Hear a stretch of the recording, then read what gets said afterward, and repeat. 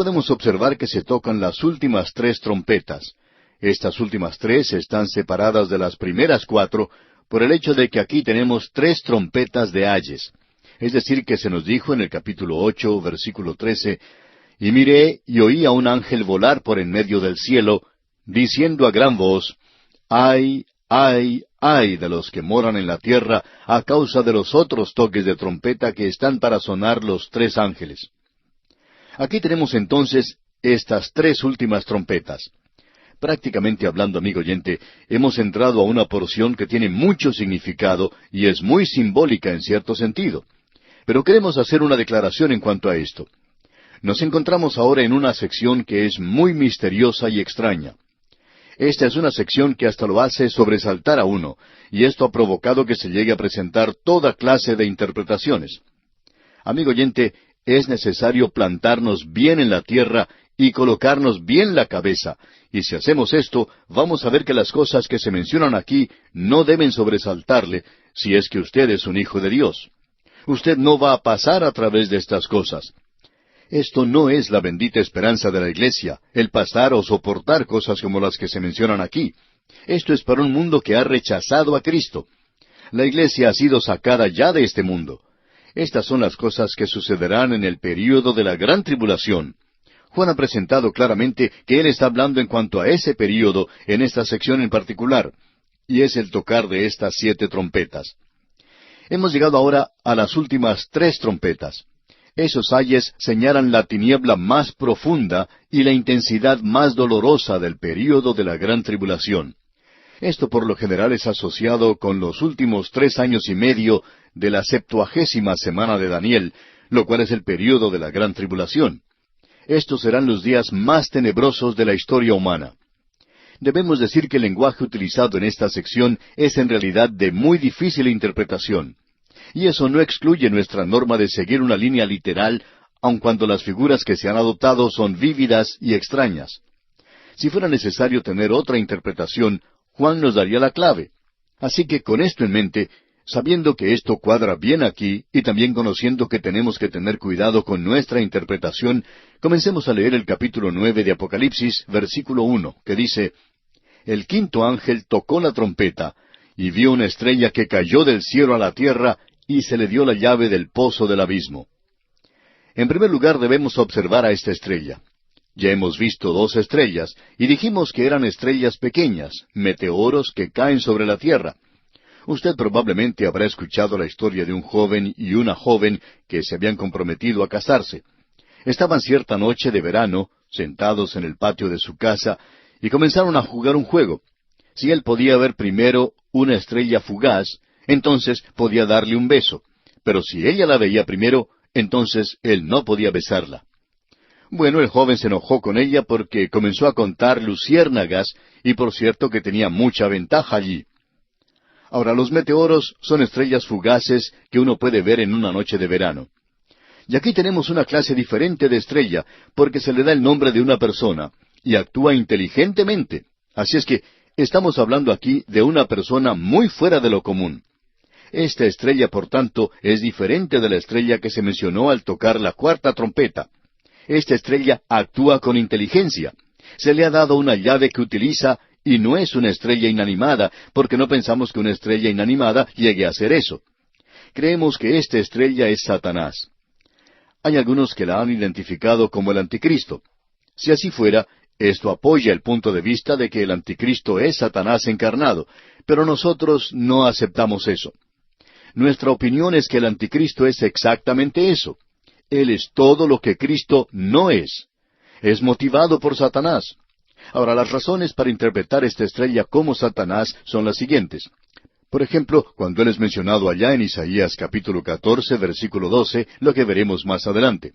Pero, ¿qué fue lo que causó que la principal criatura, la más grande criatura creada por Dios, cayera de tal manera?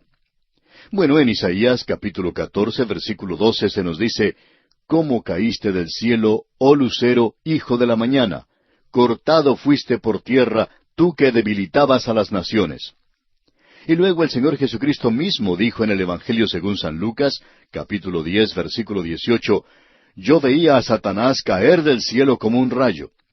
Eso sería como una estrella fugaz.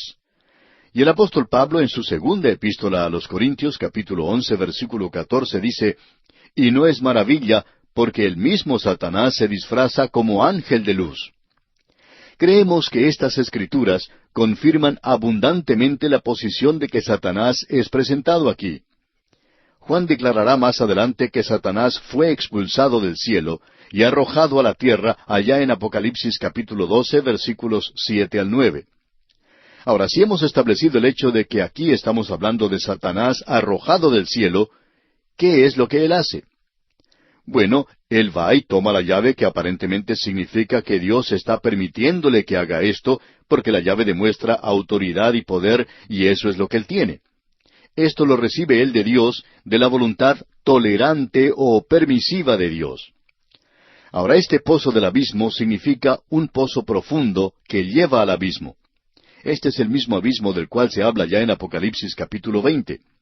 El abismo y el Hades pueden ser expresiones sinónimas, pero el abismo y el infierno no son la misma cosa. Ya veremos eso más adelante. Lo importante aquí es notar que el Señor Jesucristo probablemente se refería a esto allá en el capítulo 12 del Evangelio según San Mateo, versículo 40, donde decía, «Porque como estuvo Jonás en el vientre del gran pez 3 días y 3 noches, así estará el Hijo del Hombre en el corazón de la tierra 3 días y 3 noches». Él hablaba allí de su descenso al corazón de la tierra. El cuerpo del Señor Jesús no estaba en realidad sepultado en la tierra. Él fue colocado en una tumba nueva, y por cierto que no estaba en el corazón de la tierra. Más bien lo que tenemos en este lenguaje de Mateo es que Él fue al abismo, y esto es aparentemente el Hades o el Seol. Él fue allí porque este lugar tiene 2 compartimientos. El Señor Jesucristo presentó esto obviamente cuando Él habló del hombre rico y Lázaro, de cómo este hombre rico y el hombre pobre habían muerto, y que el hombre rico no fue al infierno, sino que fue a este lugar aquí, y el hombre pobre se encontraba en el seno de Abraham, o en el paraíso, como el Señor lo llamó. El Señor bajó allí en su muerte para anunciar a los salvos su victoria, y que Él les iba a llevar a la presencia de Dios. Eso es lo que creemos que el apóstol Pablo quiso decir cuando él expresa en su carta a los Efesios, capítulo 4, versículo 8, que llevó cautiva la cautividad. Él fue al abismo para anunciar que ya se había logrado eso por su redención. Pero queremos agregar lo siguiente. Creemos que nos corresponde no ser dogmáticos donde la Escritura no dice nada. Pero aquí tenemos un pensamiento de que hay un pozo que lleva desde la superficie de la tierra al corazón de la tierra. Sabemos que cuando decimos algo así, parecería que somos supersticiosos, y no decimos que aún aceptamos esto. Pero permítanos expresarlo de la siguiente manera. Lo aceptamos, pero no somos dogmáticos en cuanto a esto. Si alguien tiene alguna información que nosotros no tenemos, y nos pueden mostrar y probar de que esto quiere decir algo diferente, pues nos alegraría mucho aceptarlo. Pero el Señor ahora tiene la llave, digamos de paso. El apóstol Pedro nos dice que los demonios están allí en prisión. El Señor Jesucristo dijo en el Evangelio según San Lucas, capítulo 8, versículos 30 y 31, y le preguntó Jesús diciendo, ¿cómo te llamas? Y él dijo, Legión, porque muchos demonios habían entrado en él, y le rogaban que no les mandase ir al abismo. De paso, digamos que este es un lugar muy pequeño. Hay algunos que opinan que el cielo y el infierno son cosas de la mitología, y que el cielo es como una hermosa isla en algún lugar, una tierra de jauja, que está flotando en algún lugar en el espacio. Amigo oyente, eso no es lo que enseña la palabra de Dios. La palabra de Dios enseña que el cielo es un lugar literal, como el lugar en el cual usted vive hoy, y el infierno es más literal que el lugar donde usted vive. Oyentes nos escriben a veces diciéndonos que el lugar donde ellos viven es como si fuera un desierto. Como quiera que sea, aquí estamos hablando de aquello que es literal.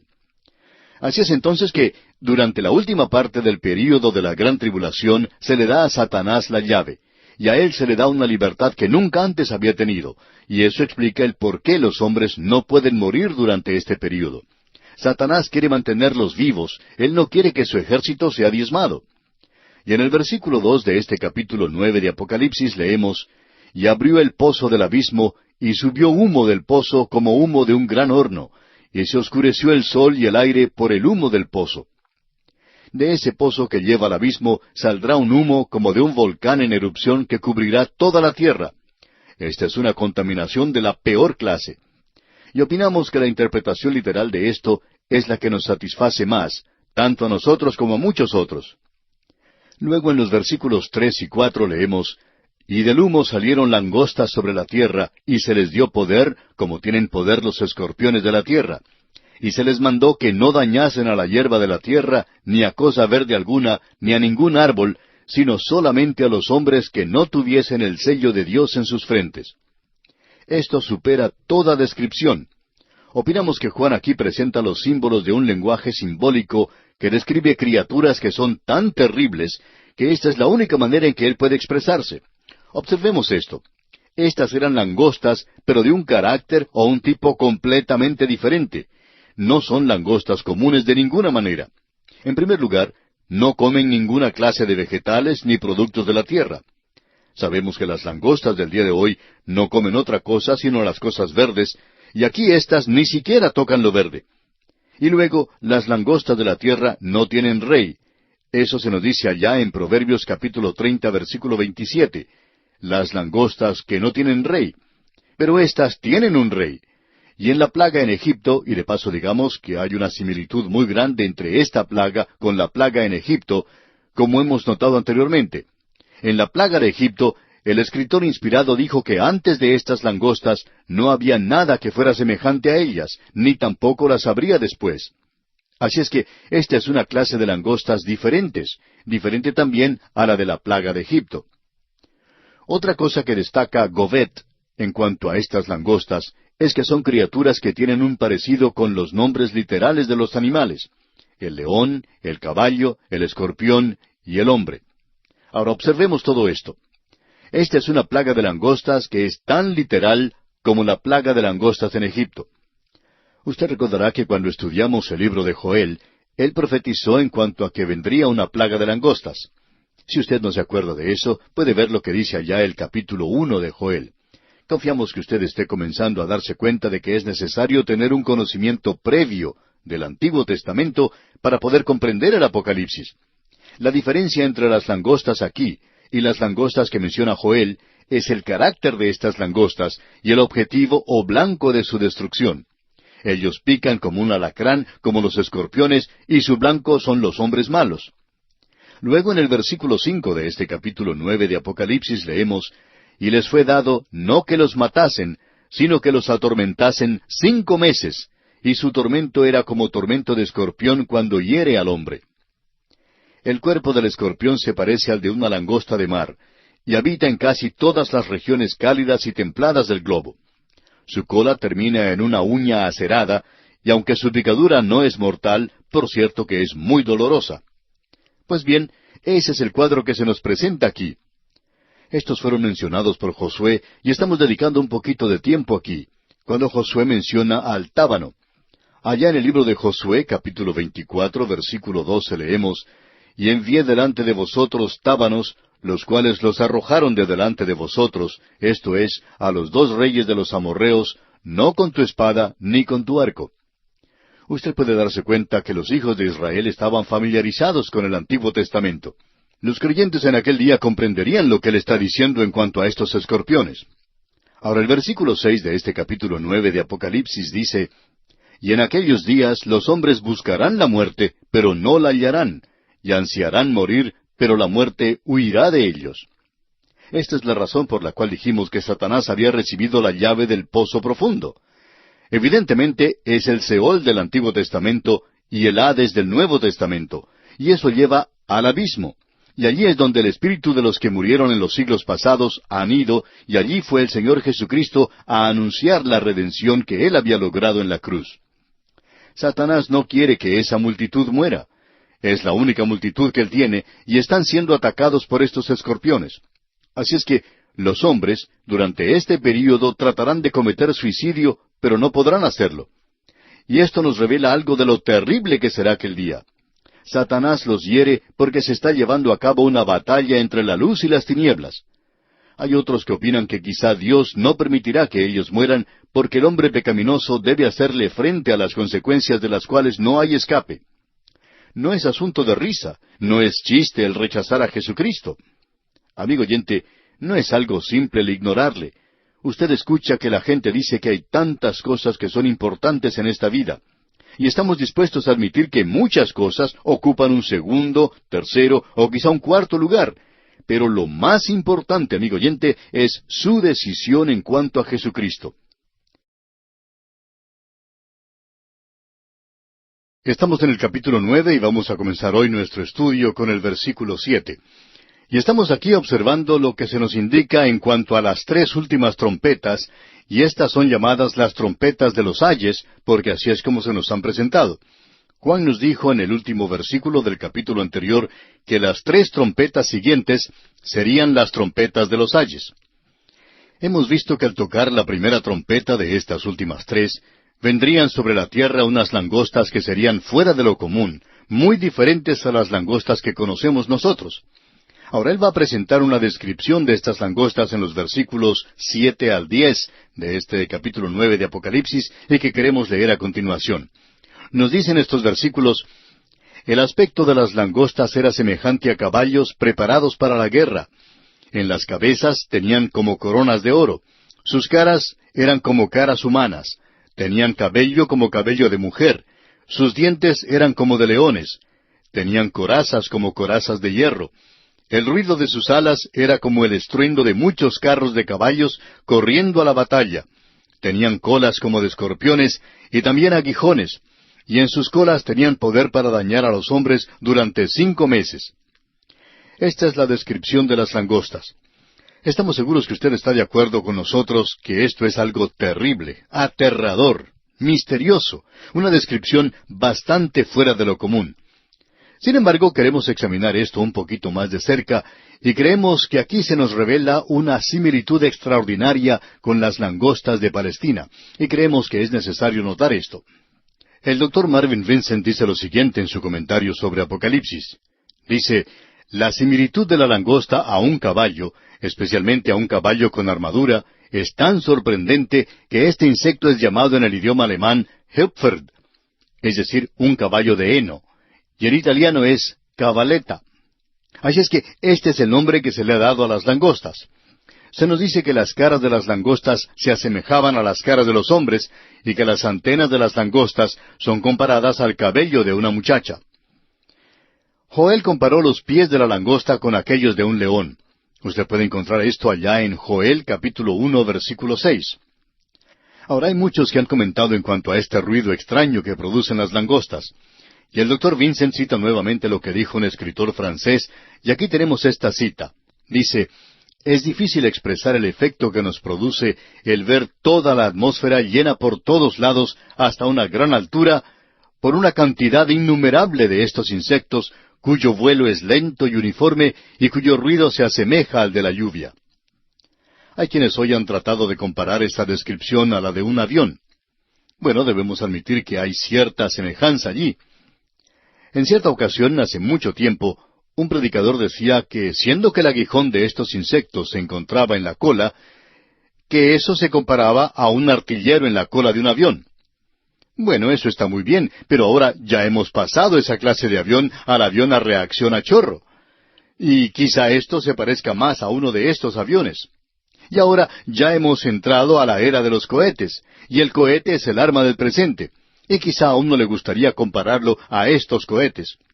Amigo oyente, nosotros no queremos compararlo a nada de lo que es conocido hoy, porque esta no es un arma del presente, sino del futuro. Es un arma que será utilizada en el período de la gran tribulación. Así es que no sabemos lo que será esto. Se nos dice que los hombres tienen hoy armamentos tan espantosos que hasta las potencias mundiales pueden sentarse a conversar en cuanto a esto hasta descubrir quién es el más fuerte. Cuando descubran esto, entonces van a actuar. Pero mientras tanto, no quieren moverse. Amigo oyente, estas armas deben ser algo terrible para hacer que estos hombres puedan sentarse a conversar cuando se encuentran en lados opuestos. Así es que ni siquiera trataremos de compararlo a ninguna de las armas que se conocen hoy. Pero van a causar daño a los hombres durante 5 meses. Ahora, en el versículo 11 de este capítulo 9 de Apocalipsis leemos: y tienen por rey sobre ellos al ángel del abismo, cuyo nombre en hebreo es Abadón y en griego Apolión. Hay otra cosa que diferencia a estas langostas de las ordinarias, y es que tienen un rey sobre ellas. Proverbios capítulo 20, versículo 27 dice, «Las langostas que no tienen rey, y salen todas por cuadrillas».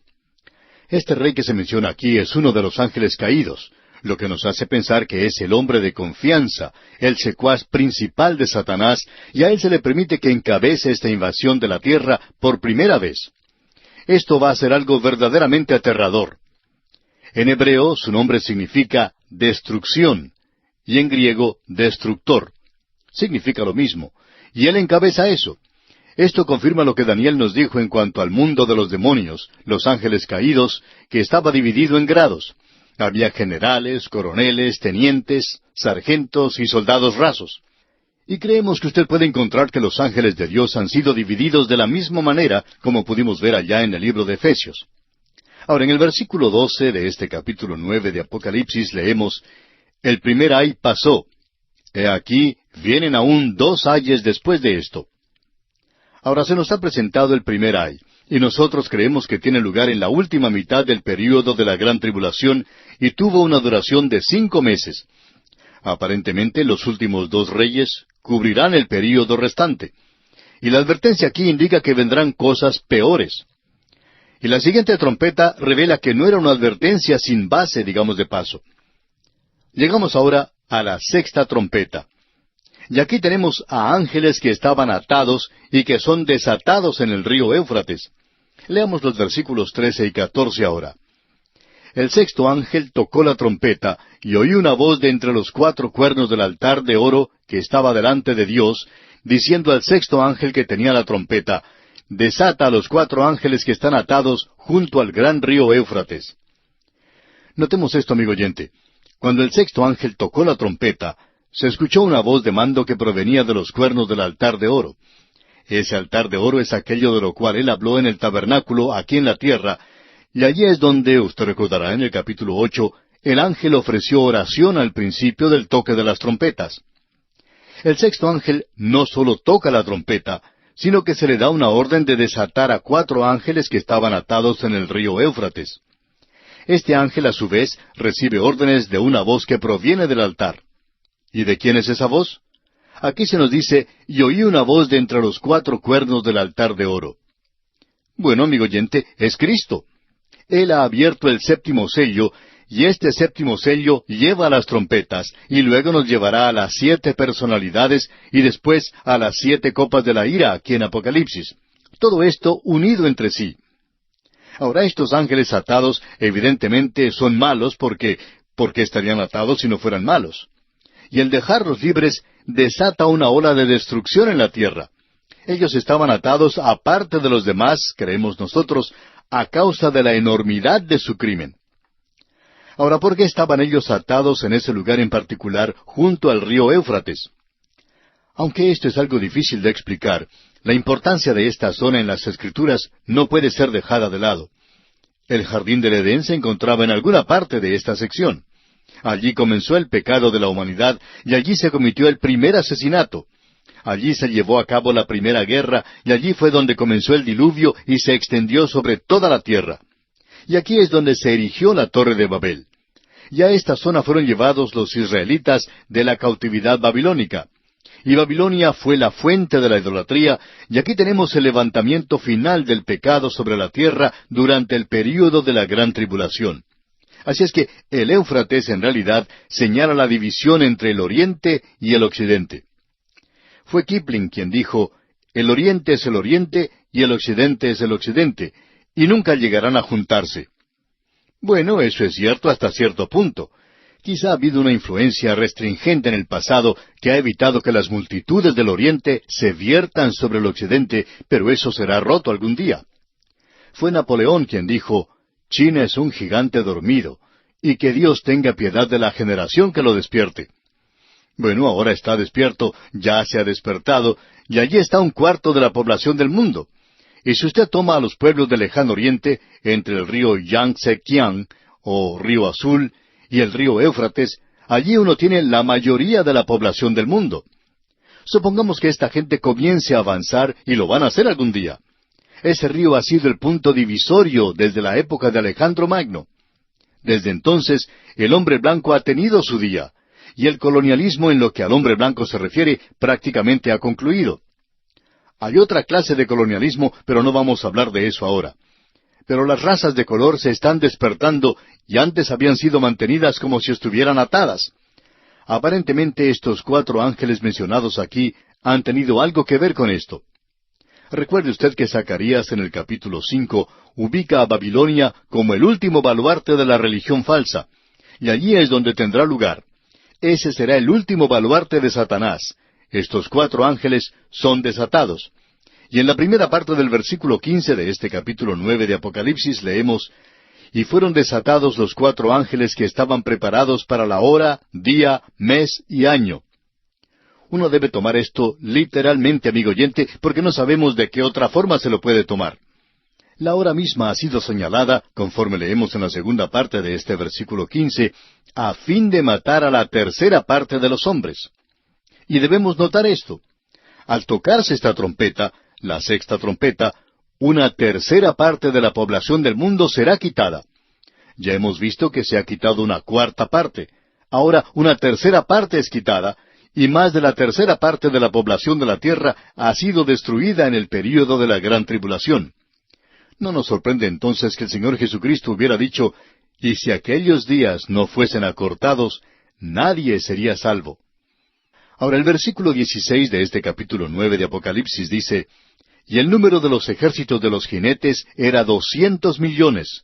Yo oí su número».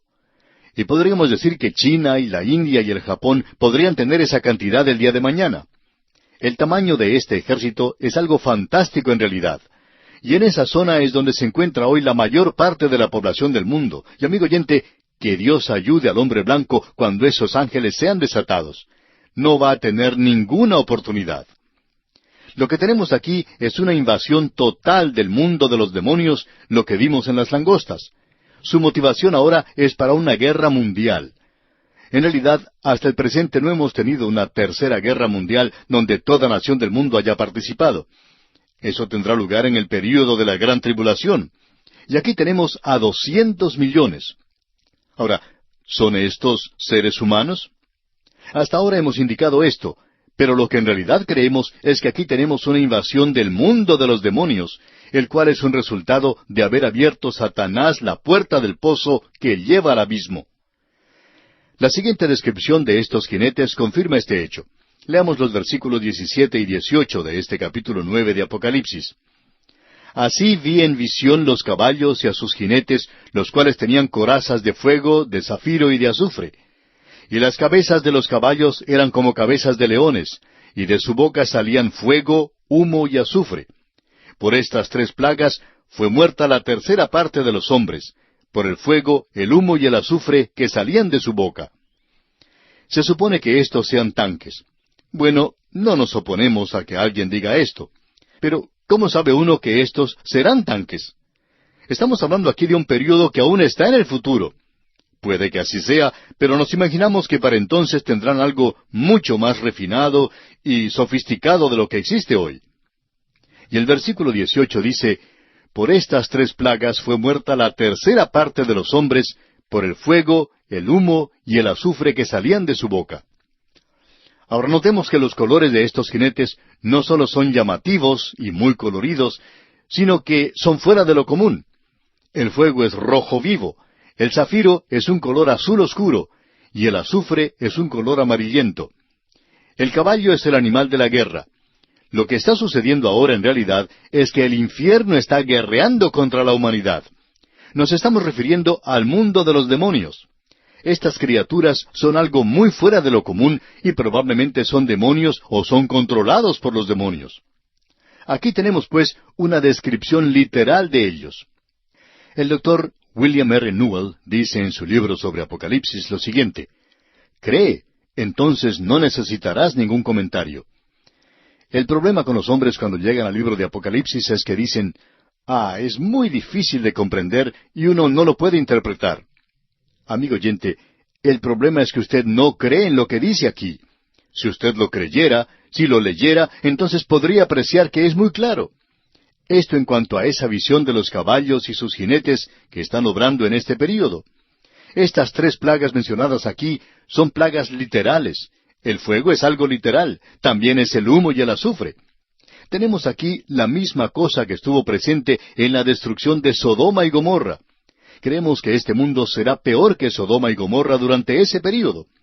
Podemos mencionar que la homosexualidad hoy se considera algo respetable. Así era en Sodoma y Gomorra, pero esa gente desapareció. Dios la hizo desaparecer. ¿Cree usted, amigo oyente, que Dios va a permitir que la humanidad pase a la eternidad como una criatura anormal o antinatural? Si usted cree eso, creemos que está muy equivocado. Bien, sigamos adelante. Una tercera parte de la población ha muerto y otra tercera parte de la naturaleza había sido afectada anteriormente, pero la humanidad no ha sido tocada. Ahora, si la población del mundo fuera 1.500 millones, esto indicaría entonces que 500 millones morirían. Recuerde que una cuarta parte ya había muerto bajo el cuarto sello. El que la población del mundo sea diezmada de manera tan terrible parece incompatible con toda la historia. Esto hasta que cayó la primera bomba atómica sobre Hiroshima, porque desde entonces los hombres han estado utilizando un lenguaje más aterrador aún que el de Apocalipsis. Hablan ahora de una aniquilación total de los habitantes de la tierra. Pero el Señor Jesucristo dijo que Él no iba a permitir eso.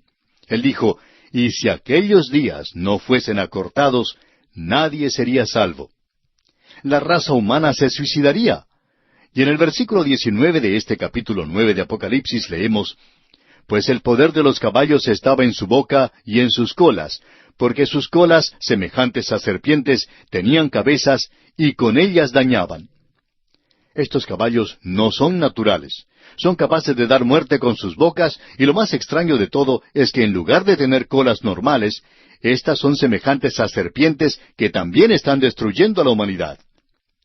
Y en los 2 últimos versículos de este capítulo 9 de Apocalipsis, los versículos 20 y 21, leemos, y los otros hombres que no fueron muertos con estas plagas, ni aun así se arrepintieron de las obras de sus manos, ni dejaron de adorar a los demonios y a las imágenes de oro, de plata, de bronce, de piedra y de madera, las cuales no pueden ver, ni oír, ni andar, y no se arrepintieron de sus homicidios, ni de sus hechicerías, ni de su fornicación, ni de sus hurtos.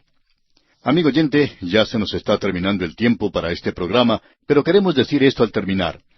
La palabra que se ha traducido aquí por hechicería es la palabra griega pharmakeia, y allí viene la palabra farmacia. Tiene que ver con drogas, y este va a ser un período donde no podrán ser controladas las drogas. ¡Qué cuadro el que tenemos aquí, amigo oyente!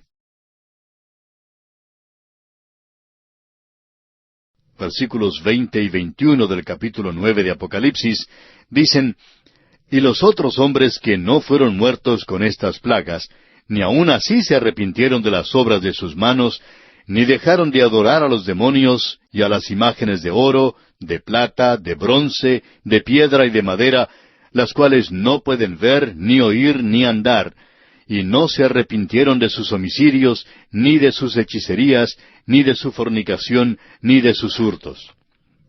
En nuestro programa anterior resaltamos la palabra hechicería. Esta palabra hechicería en griego es pharmakeia, y esta palabra es por traducción casi exacta, farmacia. Los lugares donde se vende drogas en el presente son llamados farmacia, y farmacia significa droga. Es la palabra griega para drogas. Así es que descubrimos aquí que en el período de la gran tribulación, las drogas figuran mucho en las vidas de los incrédulos. Y por supuesto esto sirve varios propósitos. Las drogas les permiten a ellos soportar los juicios que hemos tenido aquí en este período de la gran tribulación. Estamos seguros que muchas personas en aquel período se entregarán a las drogas cuando sean picados por esas langostas que se parecen a los escorpiones. Estas langostas los picaban, y esto, estamos seguros, era una cosa terrible. Aunque ellos no morían, se sentían como que iban a morir, y como resultado se dedican a tomar drogas para soportar este dolor, para que esto les ayude a soportar la gran tribulación. Y luego, las drogas serán algo destacado en la religión de aquel día. Será una cultura de drogadictos. Será la religión de las drogas en aquellos días del período de la gran tribulación. Lo que estamos viendo aquí es muy pequeño en comparación con lo que será entonces. También ellos estarán buscando hacer cualquier cosa para matar ese dolor o para que lo saque de las dificultades y problemas de la gran tribulación. El licor será algo muy prominente también, y lo es hoy. Los grandes problemas hoy en muchos países no son las drogas, sino el alcoholismo. Y quisiéramos citar aquí un artículo que fue escrito hace mucho tiempo por el Dr. J. A. Sis, quien expresó esto a principios del siglo XX. El libro del cual tomamos la nota fue impreso en 1906. Como dijimos, eso fue hace mucho tiempo. Y queremos presentar esta declaración porque parecería que hubiese sido escrita ayer. Quizá la preparó para mañana para la edición local del periódico. Veamos entonces qué es lo que dice en esta declaración sobre la palabra hechicería. Dice, solo es necesario pensar en el uso de estimulantes alcohólicos del opio, del tabaco, del furor de los cosméticos y de los medicamentos para aumentar las atracciones amorosas, del recurso de la farmacopea en relación con el sensualismo, de los agentes mágicos y los pretendidos tratamientos que provendrían del mundo espiritual para el beneficio de la gente en esto, de las miles de imposiciones en la forma de medicinas y agentes curativos que animan a los hombres a transgredir imprudentemente con la esperanza de poder reparar fácilmente los daños del castigo de la naturaleza, de la creciente costumbre de crimen inducido por estas cosas, desatando y estimulando a una actividad de pasiones viles que están carcomiendo la moral de la sociedad. Para el comienzo de esa degeneración moral a la cual se refiere el vidente, es característico de este período cuando se toca la sexta trompeta. Hasta aquí la declaración del Dr. Sis. Hablando honestamente, amigo oyente, uno pensaría que él había escrito esto para el día de hoy. Pero en su día, las drogas y aun el alcohol no se utilizaban del modo en que se utiliza hoy. No había una cultura de drogadictos, ni el alcohol ni las drogas estaban dando un gran problema en su día como lo es en el presente. Y estas otras cosas que se mencionan aquí, y también las drogas que se utilizan hoy prácticamente en todos estos cultos y sectas modernas que utilizan el sexo como un atractivo. Así es que aquí se nos dice que ellos eran culpables no sólo de hechicería, sino de fornicación, no sólo de entregarse a la borrachera y a las drogas, sino también de fornicación, y eso lleva a los hurtos. Es alarmante hoy ver la forma en que se está practicando el adulterio. La gente que está propagando esto lo presenta como una evidencia de nuestra libertad y del tremendo progreso de la civilización. Es interesante ver que en lugar de tocar el requiem, quieren cantar y bailar y decir que está bien, que estamos mejorando hoy que la raza hace estas cosas. Pero la fornicación y los robos y los hurtos, amigo oyente, van a ir en aumento, y a esto se le da énfasis. Creemos que el anticristo utilizará estas tres cosas para poder controlar para sí mismo a la humanidad. Este es un tremendo pasaje el que tenemos ante nosotros. La humanidad, pues, será engañada fácilmente en aquel día bajo la influencia de las drogas y entonces aceptará cualquier cosa. Esta es una de las razones por la cual en los clubes nocturnos se fomenta tanto el consumo de licor. No es solo por el dinero que hay en eso, sino que hace que los artistas sean aceptados. Un cómico malo o un cantante pésimo parece bueno si uno ha tomado 2 o 3 cócteles y hasta puede llegar a ser una estrella. Eso es lo que hará triunfar al anticristo. Eso es exactamente lo que el apóstol Pablo dijo en su segunda epístola a los Tesalonicenses, capítulo 2, versículos 9 y 10. Dijo el apóstol, inicuo, cuyo advenimiento es por obra de Satanás, con gran poder y señales y prodigios mentirosos, y con todo engaño de iniquidad para los que se pierden, por cuanto no recibieron el amor de la verdad para ser salvos. Esa es la razón por la cual pensamos que el Evangelio podrá ser escuchado por toda criatura antes del rapto, y por cierto que cada uno lo va a escuchar durante el período de la gran tribulación. Así es que esto sucede a aquellos que han rechazado la palabra de Dios. Y el apóstol Pablo nos dice nuevamente en esta misma segunda epístola a los Tesalonicenses, capítulo 2, versículos 11 y 12, por esto Dios les envía un poder engañoso para que crean la mentira, a fin de que sean condenados todos los que no creyeron a la verdad, sino que se complacieron en la injusticia. En el momento en que usted, amigo oyente, rechaza el Evangelio y cierra su corazón a Dios, usted es un blanco perfecto para la gran mentira que se acerca. Esa es la razón por la cual muchos caen hoy por cualquier cosa nueva que se presente. Alguien ha dicho, aquellos que se mantienen firmes por nada, también caerán por nada. Y así es exactamente. Aquellos que hoy no se mantienen firmes por la palabra de Dios son presa fácil de los cultos y sectas. Bien, con esto llegamos ahora al capítulo 10 de Apocalipsis. El capítulo 10 de Apocalipsis es un paréntesis. Aquí tenemos este período de explicación de las trompetas de algo que no hemos captado hasta ahora. Así es que ahora tenemos un interludio entre la sexta y la séptima trompeta, y en los primeros 7 versículos tenemos a un ángel poderoso y un librito en su mano. Y luego, en los versículos 8 al 11, Juan se come ese librito. Ahora este capítulo comienza la segunda de una serie de interludios entre lo sexto y lo séptimo de cualquier cosa que trate la serie. La primera fue la de los sellos. Ahora es de las trompetas. Es usada para describir los diferentes aspectos de la gran tribulación que nosotros no captaríamos de otra manera. De modo que entre los sellos sexto y séptimo había 2 grupos, los que iban a ser redimidos durante la gran tribulación y los que fueron sellados. Ahora, entre las trompetas sexta y séptima, tenemos 3 personalidades que se nos presentan en este capítulo. Se describe al ángel poderoso. En el capítulo 11 se presentan 2 testigos, aunque no son identificados. Ha habido mucho desacuerdo en cuanto a la identidad de este ángel poderoso. Veamos lo que nos dice el primer versículo de este capítulo 10 de Apocalipsis. Vi descender del cielo a otro ángel fuerte, envuelto en una nube, con el arco iris sobre su cabeza, y su rostro era como el sol, y sus pies como columnas de fuego. Como ya hemos dicho, hay bastante desacuerdo entre los eruditos destacados y fundamentales de la Biblia. Aquí tenemos un lugar donde no creemos que se encuentra algo que sirva para dividir a los hermanos, pero usted puede ver que Godet y Vincent, Pettingill, DeHaan, Ironside, Walter Scott y William Kelly, todos ellos eruditos en la Biblia, identifican al ángel poderoso como Cristo. Newell y otros le consideran como un ángel de mucho poder y autoridad, pero no como Cristo. El Dr. Walvoord toma este punto de vista y también lo tomamos nosotros. Amigo oyente, si usted sigue a la mayoría aquí, se encontrará en buena compañía. En este primer grupo que mencionamos, hay algunos hombres por los cuales sentimos mucho respeto y amor en el Señor.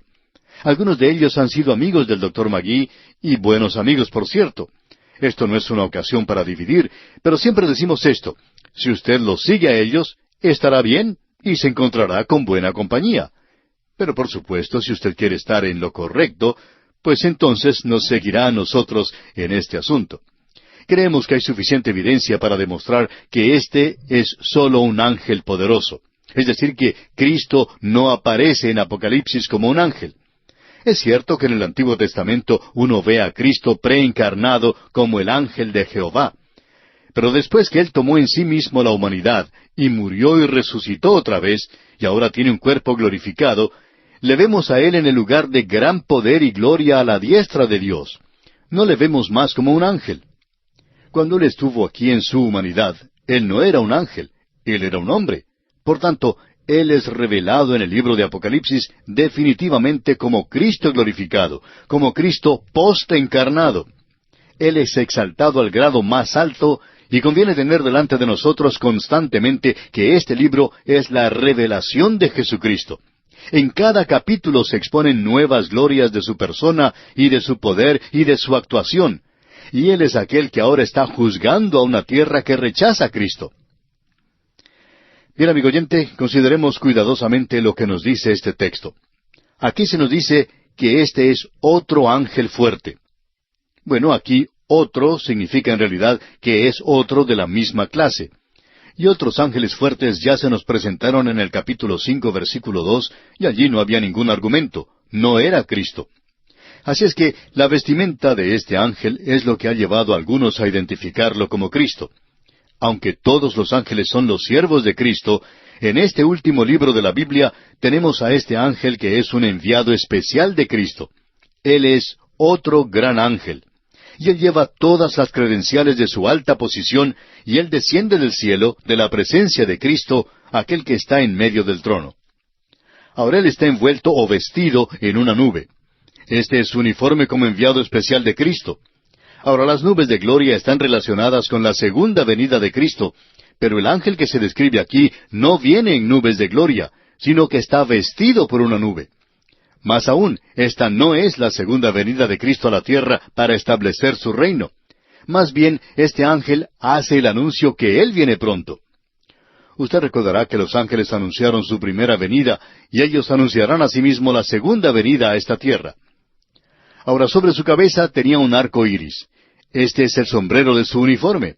Y este es un recordatorio del pacto de Dios con el hombre, que, aunque vengan juicios rápidos y sucesivos, como hemos visto, que son extraños y misteriosos y terribles, y que superan toda descripción de ellos, el arco iris indica que Dios no enviará un diluvio para destruir al hombre otra vez. Ahora se nos dice aquí que su rostro era como el sol. Esa es su insignia de identificación. Esa es la firma del Cristo glorificado. ¿No es entonces lógico que éste debe ser el Hijo de Dios? ¿Por qué? Bueno, el rostro de Moisés brilló después que él había estado en la presencia de Dios. El rostro de este ángel brilla porque él ha salido de la presencia de Cristo. Y usted recordará que la vestidura de las criaturas en la resurrección de Cristo también brillaban. Lucas en su Evangelio, capítulo 24, versículo 4, nos dice: Aconteció que estando ellas perplejas por esto, he aquí se pararon junto a ellas dos varones con vestiduras resplandecientes. Ahora, el ángel que se menciona en Apocalipsis capítulo 18, versículo 1, es un dador de luz, como la luna y el sol, y aún así nadie declara que Él es Cristo. Por tanto, tomamos que este no es Cristo, sino que es lo que dice que es: un ángel, otro ángel, un ángel poderoso. Dice aquí que sus pies son como columnas de fuego. Eso es parte de su uniforme. Él tenía que tener zapatos. Y Él ha salido a hacer un anuncio especial y solemne del juicio que viene. Todas estas características de identificación son sus credenciales y le unen a Él a la persona de Cristo como su enviado especial. El Señor Jesucristo está a cargo de todo en este punto en particular. Él es el juez de toda la tierra. Y en los versículos 2 y 3 de este capítulo 10 de Apocalipsis leemos: Tenía en su mano un librito abierto, y puso su pie derecho sobre el mar, y el izquierdo sobre la tierra, y clamó a gran voz, como ruge un león, y cuando hubo clamado, 7 truenos emitieron sus voces. Ahora este librito nos llama la atención. ¿Qué es este librito? Bueno, ¿es este el mismo libro que teníamos cuando el Señor Jesús tomó el libro con los 7 sellos y los abrió? Este es un librito abierto, recuerde. ¿Es el mismo entonces? ¿O existe algún otro libro? ¿Y qué puede ser este libro? Bueno, llegamos así a un punto donde aún aquellas personas que estaban de acuerdo con nosotros en cuanto al ángel, están en desacuerdo con nosotros en cuanto al libro.